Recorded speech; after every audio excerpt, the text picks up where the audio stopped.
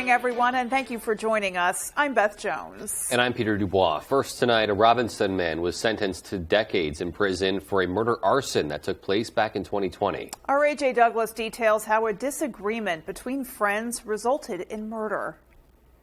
Tuesday, 34-year-old Charles Townsend pleaded guilty to an arson homicide after he started a fire at 88 Ridge Road in Robbinston that killed 66-year-old Wayne Morrill in 2020. Defense attorney Jeffrey Davison says Townsend never intended to cause the death of one of his closest friends. They were best friends. They spent time together every day. And so what was sort of an impulsive prank kind of thing just turned into a tragedy. Ruined two lives. Townsend waived his right to trial, eliminating any opportunity for appeal in the event of a trial error. Based on a negotiated plea with the state, Townsend was sentenced to 32 years at the Department of Corrections for depraved indifference murder and 30 years for arson to be served concurrently.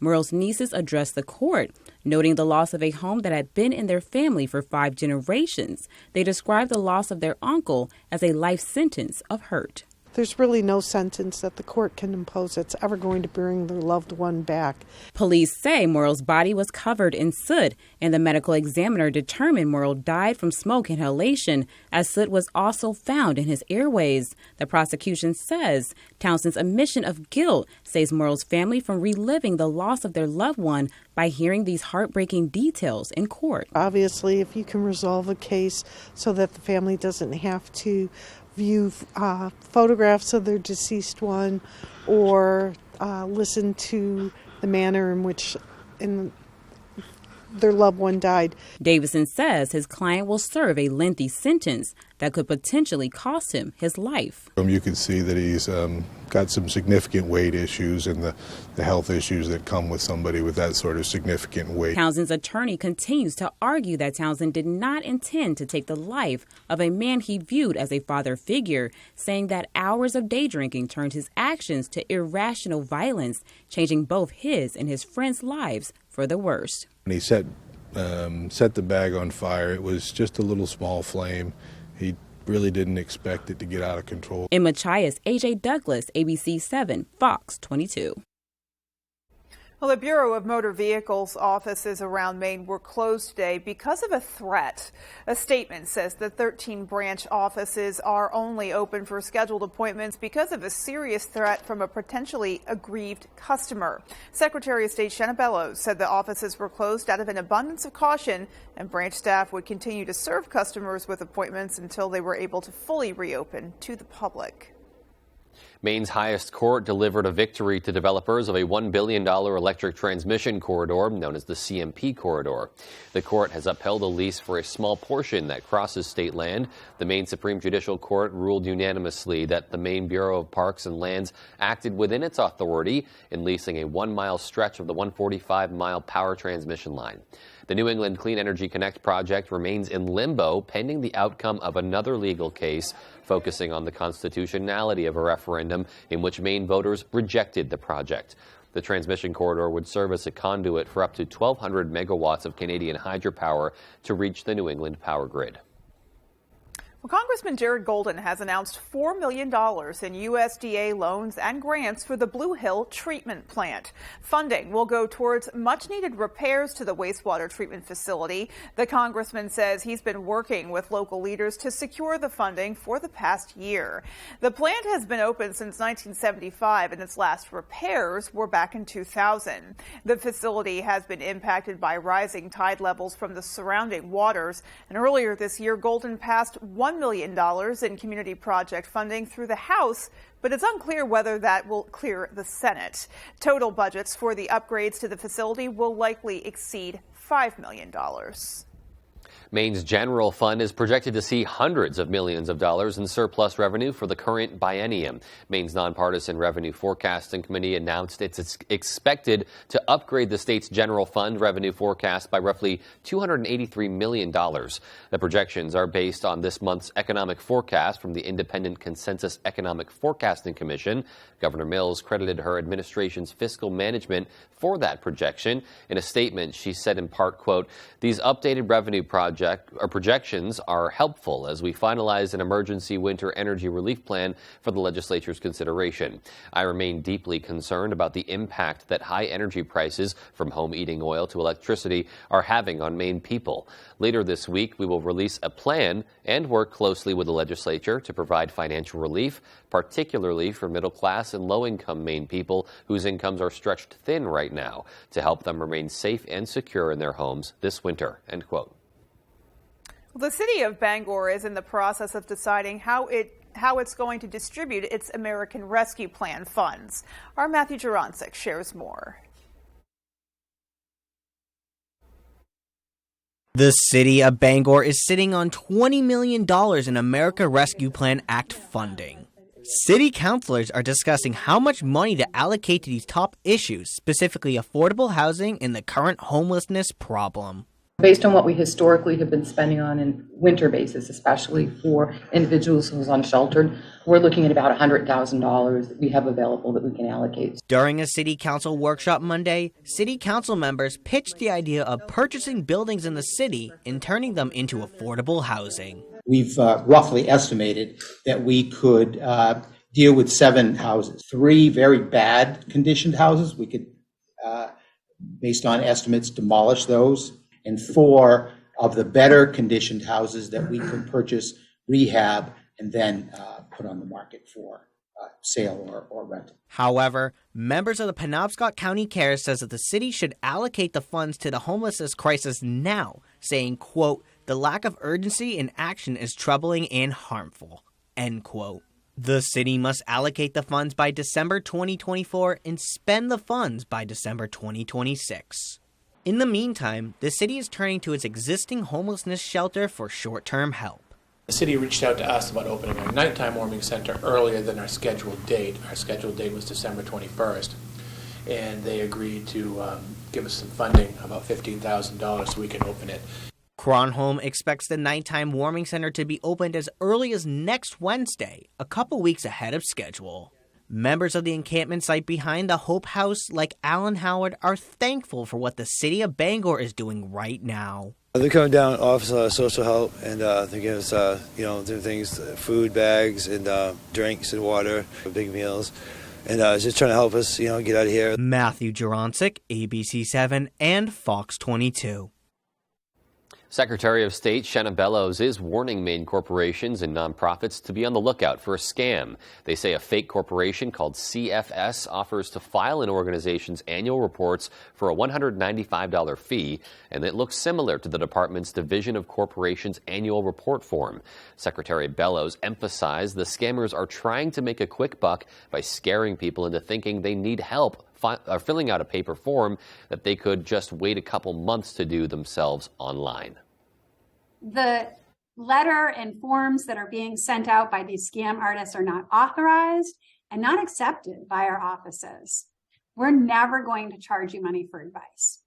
The 2023 annual report is not available until January of 2023. For any questions about these solicitations, you can contact the Maine Division of Corporations. It's always good to be on the lookout for scams like that. I feel like scam season never ends. Right. But the holidays are probably the worst time. Yeah, absolutely. Yeah. People are vulnerable, and everything's coming up with the end of the year coming too.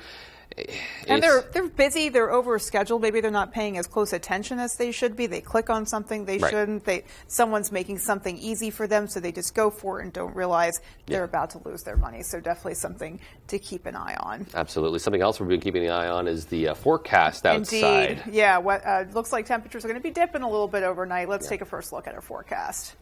All right, Beth, thank you. Let's start here. The wind has gone calm across the area. That's not going to last much longer. Here are the advisories going up for tomorrow. In here is a high wind advisory, too. We could see wind gusts near 45 miles per hour tomorrow as a system approaches, and then some heavy rain with that tomorrow evening. Here's the radar satellite picture now. Currently, the clouds are increasing out there, but our system is not too far away. In fact, here it comes. This thing is all wound up. Lots of wind energy and moisture with it. That is all moving this way, so we're going to get wet tomorrow. Morning looks dry, afternoon looks wet, and especially into tomorrow night with some locally heavy rainfall. rainfall. More than an inch of rain is on the way for us tomorrow into tomorrow night. Our forecast, though, for tonight, though, is increasing clouds. There could be some drizzle out there with low temperatures down near 30. Your full forecast is coming up. Beth?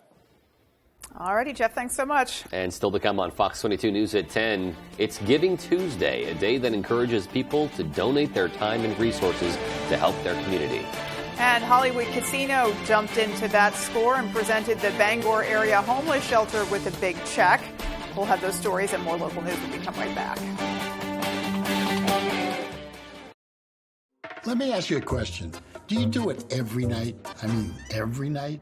Well, Jordan's customers do, and you could too. Come visit Bridget, get fitted for the right mattress, and you'll do it every night too, getting a great night's sleep.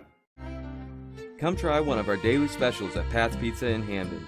Tuesday, spaghetti or ziti with meatballs or sausage, only $5.50. Wednesday, large one-topping pizza, only $8.50. Thursday, get an oven-baked wrap for only $6. Friday is fish and fries for only $8. And Saturday, get a small one-item pizza with a fountain soda, only $8.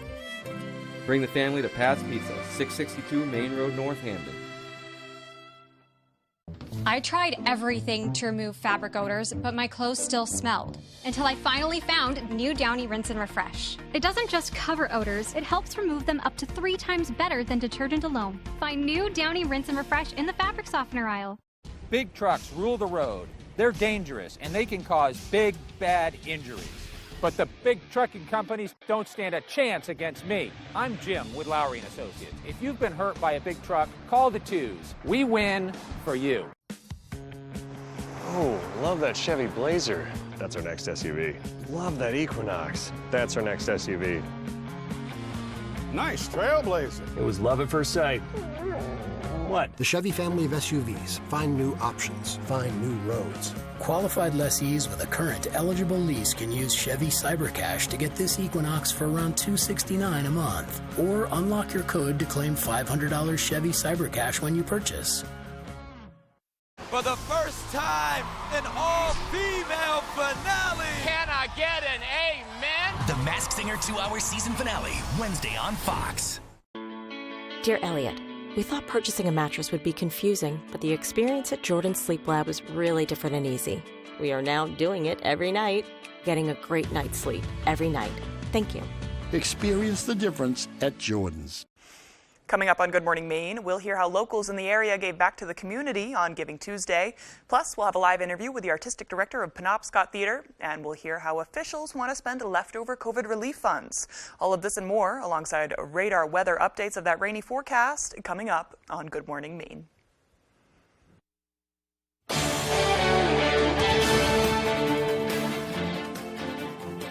Welcome back, everyone. Realty of Maine is now under new ownership. David Sleeper started the company on Main Street in Bangor back in 1999. His daughter, Beth Roybal, and his daughter-in-law, Julie Sleeper, were preparing to take over the business when the pandemic hit. And today, the duo officially celebrated their co-ownership of the company with their staff and community members. The two say they're proud to be a veteran-owned Maine company. So the two of us understand what it is to be veterans, to be spouses of veterans, and to just go through life serving a country that brings so much challenge to a family, and including moving, because moves happen all the time. The new owners say they also love giving back to the community, which is why they donate to the American Legion. Well, a University of Maine study finds educators in rural Maine are lacking resources and support as they try to meet the growing mental health needs of students. More than 100 educators from 12 schools were part of the study. The teachers surveyed talked about growing tension between trying to meet state standards with dwindling resources and more students struggling with anxiety around things like homelessness, hunger, and economic insecurity. They also talked about not having formal training to address those issues. Now, that study started back in 2017. The professor who led it says it shows mental health services should be a priority. There are so many things that teachers are asked to be experts in. And I think one of the things that I think needs to be taken away from this study is that we need to expand who we include in the school environment to ensure that everybody's needs are getting met. And I really think that that includes mental health professionals. Well, she hopes this study may lead to better state policies to address teacher burnout and childhood adversity in rural communities. Maine needs more doctors, and quickly. To help, work is underway to move and expand the University of New England's School of Osteopathic Medicine from its Biddeford campus to its Portland campus. As Brad Rogers found, students and faculty say the new med school will have a huge impact on the state. Right now we're at a campus with all other college students, and it's pretty small and crowded. First-year med student Camilla Basanova says moving the medical school from Biddeford to Portland's Health Science campus only makes sense. I think it's a very natural switch to come to Portland because we're going to be joining the rest of the grad students here, right next to the hospital. I've already been here a couple times to shadow. At this groundbreaking ceremony, UNE's president says the state-of-the-art facility will give medical students hands-on clinical experience along with a wealth of new opportunities. I saw a chance to position Maine's only medical college amid the hub of Maine's growing healthcare and bioscience community here in Portland. Students say having Maine's only medical school join the Health Sciences campus will lead to better collaboration in patient care. The interprofessional work we can do only benefits our patients in the long run, our future patients. And so being able to interact and learn from each other. I have learned so much from dental, from nursing. The other advantage of bringing the medical school to the Portland campus is space. The new Alphon Center for Health Sciences will be 4 stories tall and will immediately increase the enrollment of medical students here. Right now, more than a third of Maine doctors are nearing retirement. The dean of UNE's medical school says we're already short doctors, so we need even more to replace them. Down in Biddeford, we are totally limited with room. We are just bursting from the seams, and when we go up here, we will increase the class size. So we'll be graduating 200 students instead of 165. With room to grow and graduate more doctors, a big reason why the Alphon Foundation gave $30 million to help build this new medical school, the largest single gift in school history. This center will enable the university to educate more physicians so desperately needed throughout our state. And that was Brad Rogers reporting. Coming up on the 10 p.m. news on Fox 22, senators hold a vote on a bill to codify federal protections for same-sex and interracial couples. And the Supreme Court hears arguments today in an immigration case that could have wide-ranging ripple effects. Those stories and much more as the 10 p.m. news on Fox 22 comes right back. Comfy, cozy, relaxing. Not Joe. Joe's Furniture. Joe's Furniture Warehouse in Newport is the place to find rockers, recliners, sofas, and easy chairs. Quality furniture, affordable prices. Not your average Joe. Joe's Furniture Warehouse, Grogan Avenue in Newport. With roots right here in New England, Thanksgiving is one of our longest-lasting traditions. And now Toyota, the longest-lasting brand, is holding a tradition of its own. Our annual Thanksgiving Savings Event. Right now, you could save up to $1,000 with low 3.49% financing on most all-wheel drive RAV4 models. And every RAV4 comes with 2 years no-cost maintenance and more. Celebrate savings from the longest-lasting brand. Your New England Toyota dealer, your all-wheel drive headquarters. Toyota, let's go places. Let's face it, getting training and experience is hard, but at Loring Job Corps, we can help. From certifications in automotive technology, obtaining your CDL, or learning building trades, we have you covered. Maybe you prefer joining the high-tech world of computer networking or cybersecurity. We have that as well. Don't delay, get in the driver's seat to your future today. And the best part, Loring Job Corps is free. Receive free training, free meals, and even free housing. Call or go to jobcorps.gov/Loring. Job Corps careers begin here. Waiting. Sometimes it's just inevitable. But if you're over 50 or live with a chronic condition, untreated COVID could be deadly. Got COVID symptoms? Get tested and get treated right away. It can't wait. Why should your new floor come from Carpet One? Because we're passionate about the spaces our neighbors call home. We're part of your community, and we're also part of the world's largest cooperative of independently owned and operated flooring stores. So you can be sure you'll get great selection and outstanding value with every installation. Whether it's carpet, hardwood, tile, or luxury vinyl, our experts take the guesswork out of choosing the right floor. We're your local Carpet One Floor and Home, the one store for your perfect floor. Bangor Brewer bowling lanes on Wilson Street in Brewer, featuring 24 lanes of candlepin bowling and a big arcade room where kids can win great prizes. Glow bowling on Saturday nights from 7 until closing. Bring your entire family of fun entertainment for all ages. Durable, sturdy, stylish. Not Joe. Joe's Furniture. Joe's Furniture Warehouse in Newport is the place to find solid wood, built to last, made in Maine dressers, bureaus, and nightstands. Not your average Joe. Joe's Furniture Warehouse, Grogan Avenue in Newport. There's one number you need to know. It's called Joe.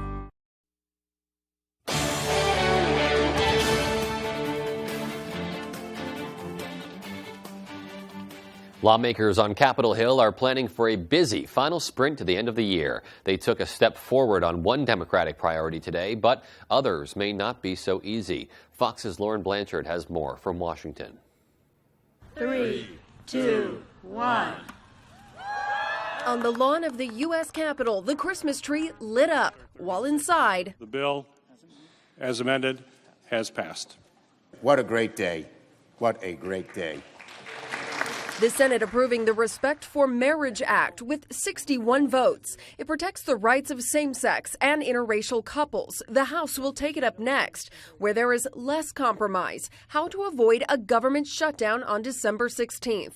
Leaders are trying to see if they can come to an agreement on a year-long deal. I think the way forward is to continue to discuss it and to see what's in the best interest of the country. Top brass at the Pentagon say lawmakers must do more than buy themselves more time through a continuing resolution, also known as a CR, or else risk national security.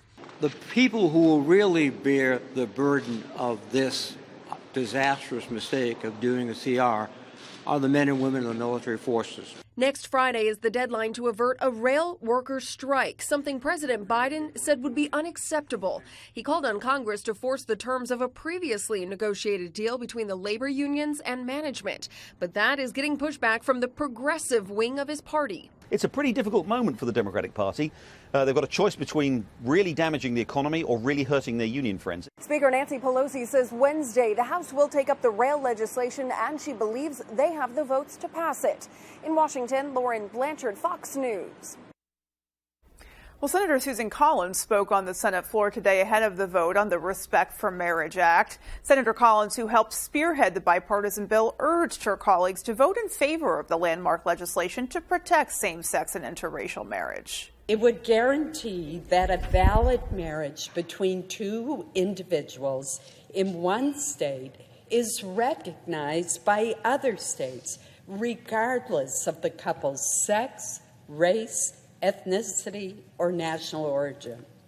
Second, it would require the federal government to recognize valid marriages between two individuals. Well, Collins said the nonpartisan group worked with many organizations to ensure religious liberty for those who believe in traditional marriage. The Supreme Court heard oral arguments today over a dispute regarding the Biden administration's authority to set immigration policy. But the case is more than just that. It will also test the legal standing of states to bring their policy differences with the White House to court. Fox's Madeline Rivera reports from Washington.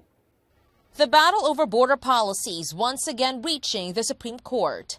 Texas and Louisiana are suing the Biden administration over their policy prioritizing the arrests and deportations of certain non-citizens, like suspected terrorists and those who have committed crimes. To focus the agency's limited resources on threats to public safety, national security, and border security, DHS adopted enforcement priorities. But the Republican-led states argue under federal law, the administration does not have the authority to prioritize detaining and deporting some non-citizens. It's the Biden administration essentially saying we ought to grant amnesty to anybody and everybody who comes across the border, and that is not what the law says. Chief Justice John Roberts appeared to push back against the administration's arguments. It's our job to say what the law is, not whether or not it can be possibly implemented or whether there are difficulties there. But Justice Elena Kagan questioned whether the states had the authority to bring the lawsuit in the first place. We're just going to be in a situation where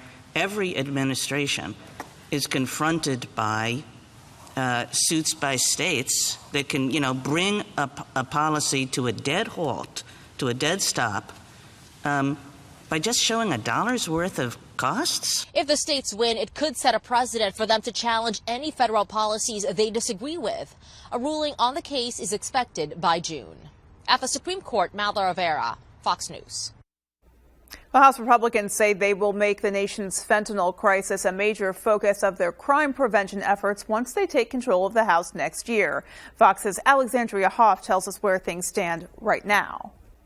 Found stuffed inside appliances and a gas tank, 1.9 million fentanyl pills were seized in 5 stops by Customs and Border Protection agents in Nogales, Arizona. And that's just since Thanksgiving Day. Every city today is now a border city. House Minority Leader Kevin McCarthy was among congressional leadership who met with President Biden today. He brought up the loads of fentanyl that have made it into the United States. We had an in-depth conversation about the security of the border and fentanyl coming across, killing our younger generation. According to the White House, an increase in drug seizures at the border means the administration is doing its job. We're stopping fentanyl before it even makes it to the streets of the United States. So we have a plan. McCarthy has no plan. But there is a plan, according to the incoming chair of the House Oversight Committee, Congressman James Comer. He says that come January, combating the synthetic opioid will be the Republican-led House's #1 crime-fighting priority. I think we're going to have to hold their feet to the fire.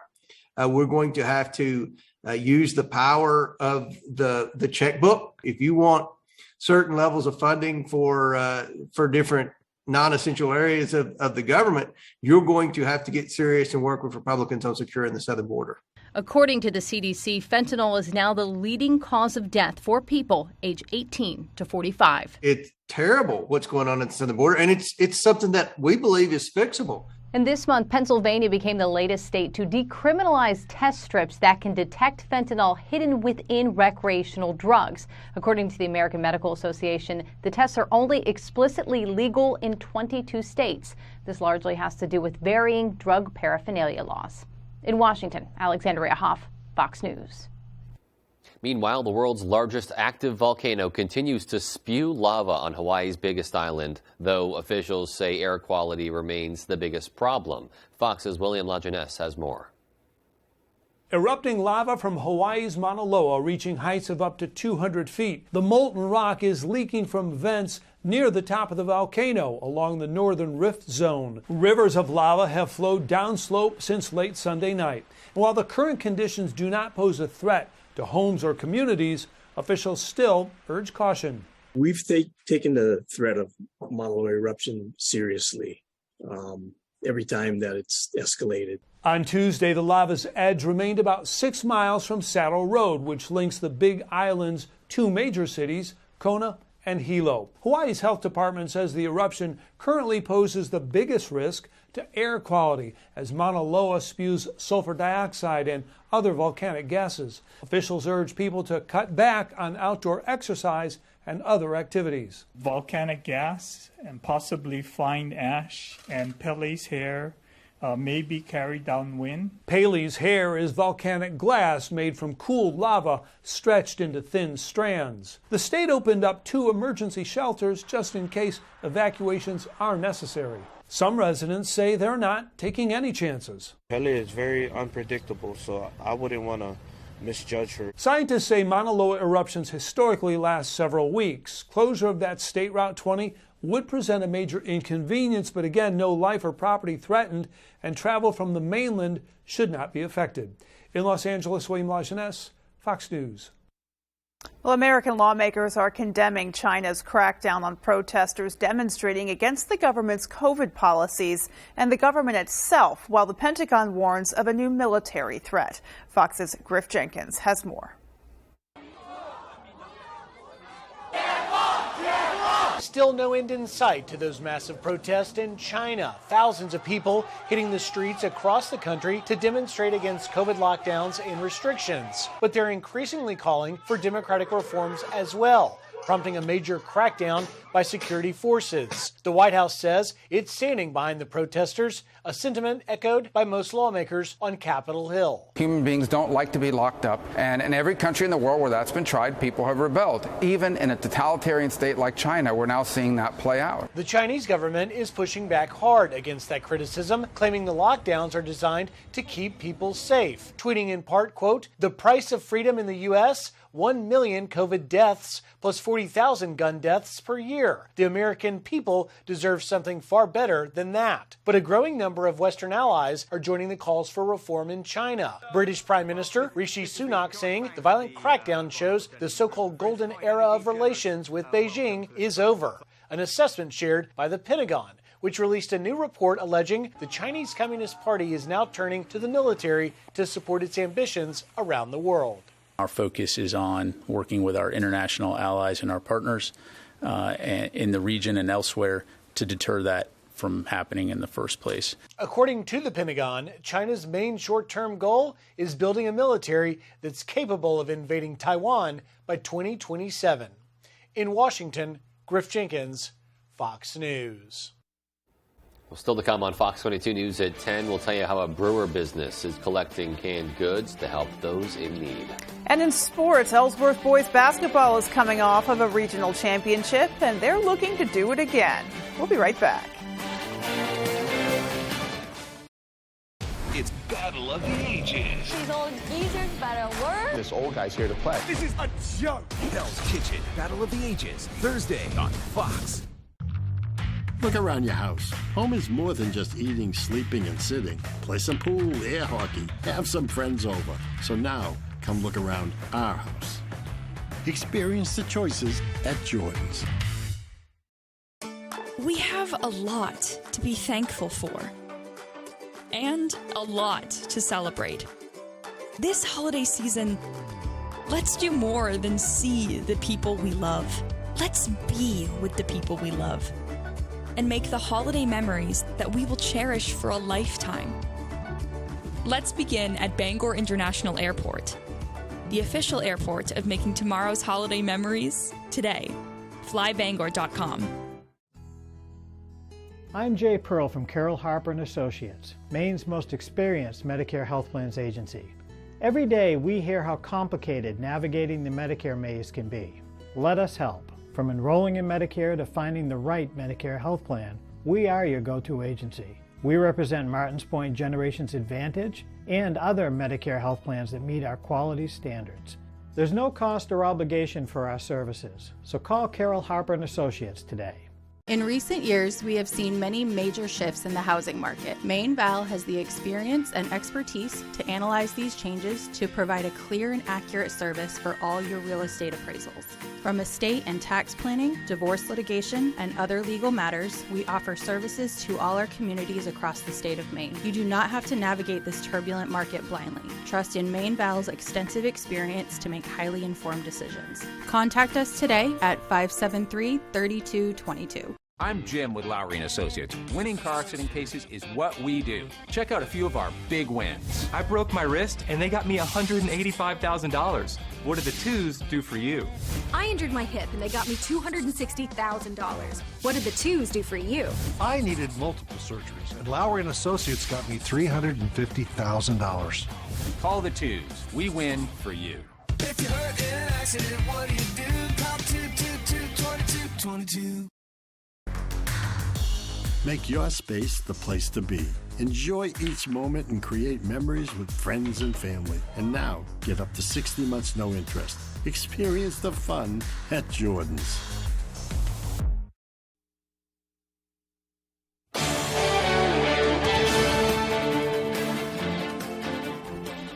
Well, today is Giving Tuesday. You still have a little bit of time left, and it's a day set aside for individuals to generously donate their time, talents, or dollars to a local organization or cause. Our Jody Hersey sat down with two local nonprofits benefiting from this day of philanthropy. We don't take any state or federal funding, so Giving Tuesday for us is huge. The Shepherd's Godparent Home is a no-cost residential facility for unwed mothers in crisis. The organization operates 2 homes in Bangor and relies on donations and community support to care for the women and children who call this place home. You know, we have people that donate diapers and wipes and cleaning products and those sort of things, but, you know, anything it takes to run a home. We have 2 homes and a variety of people that have needs and groceries. And, you know, as you know, everybody's bills have gone way up this year, inflation. And it's why even the smallest donation on Giving Tuesday or any other day of the year can make a big impact. Giving that toy or that doll or that truck or whatever to someone who doesn't have anything, it shows them that somebody loves them, somebody cares.